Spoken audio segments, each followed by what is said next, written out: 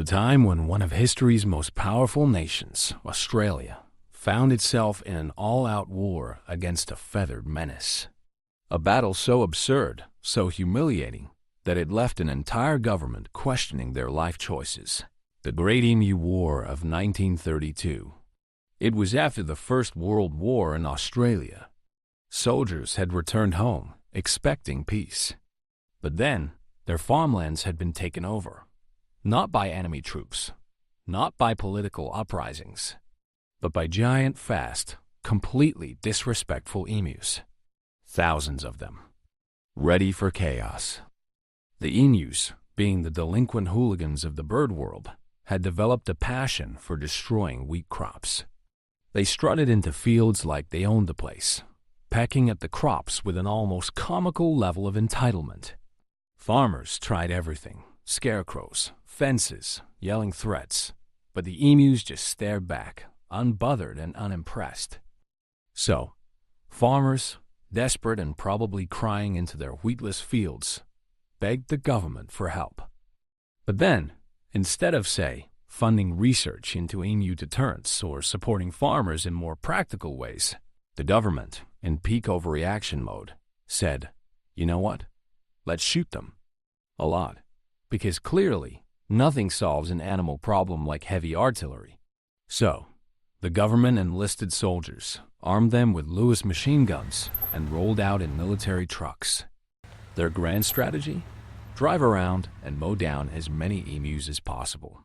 Simple, effective, and, in hindsight, deeply flawed.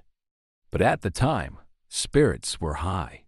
The soldiers believed they would wipe the emu problem off the face of the earth in mere days. They had machine guns. The emus had legs? What could go wrong? Armed with enough firepower to take down an army, the Australian soldiers confidently rolled into the wheat fields. The emus, unfazed, continued their usual antics. Then the shooting began. And that's when things went downhill fast. The emus, channeling their inner Olympic sprinters, dodged every bullet like they had been training for this moment their whole lives. Instead of standing still and accepting their fate, the birds scattered into smaller groups, making it nearly impossible to hit more than one at a time. Machine guns that were supposed to clear entire fields in minutes ended up being as useful as a pea shooter against a tornado. One soldier later recalled how a particularly large emu took multiple bullets, stumbled slightly, and then just kept running like it had shrugged off a mosquito bite. The birds seemed invincible. The soldiers, growing increasingly frustrated, doubled down. More bullets, more trucks, more failed attempts. And the emus? They just kept running, hopping, and taunting their pursuers with their sheer indifference to gunfire.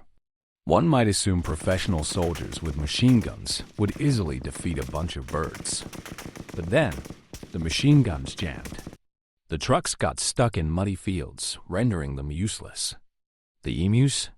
The emus started winning. At first, the soldiers remained hopeful.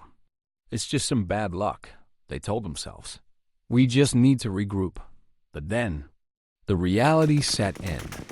No matter how many times they lined up their shots, the emus seemed to be one step ahead. Like a well-coordinated sports team, they darted and weaved, forming unpredictable patterns that made targeting them nearly impossible. Some even ran straight at the soldiers, as if to assert dominance before zipping away at the last second. In one spectacular failure, the soldiers decided to mount a machine gun on a truck, believing a mobile assault unit would solve their problems. The plan? Chase the emus down and mow them over. The reality? The truck couldn't handle the rough terrain, bounced wildly, and made aiming even harder. Bullets sprayed everywhere, except where the emus were.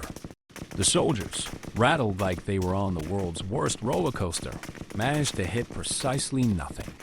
The emus, meanwhile, took the chaos as an invitation to multiply their mischief.